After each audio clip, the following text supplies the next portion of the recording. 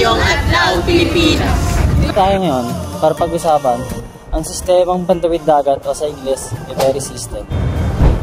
Alam niyo ba noong panahon ng mga Kastila, ang mga pantalan ay naging sentro ng kalakalan at koneksyon sa bawat pagitan ng mga rehiyon? Sa mga bagong panahon, may mga kumpanya na nag-aalok ng mabilis at mahusay na serbisyo na nagpapadali sa mga biyahe at kalakalan ng iba't ibang lugar. Patuloy na mahalaga ang mga ferry sa pagkonekta ng mga isla at pagpapalago ng turismo.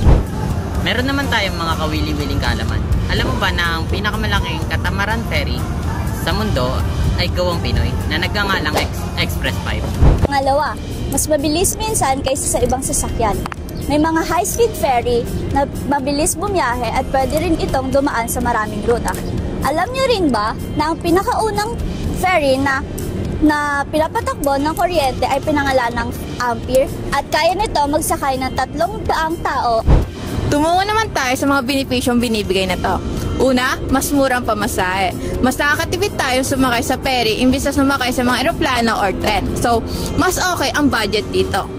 Ang pangalawang benepisyo is mas convenient ang biyahe. Mas komportable sa ferry, may magandang view pa.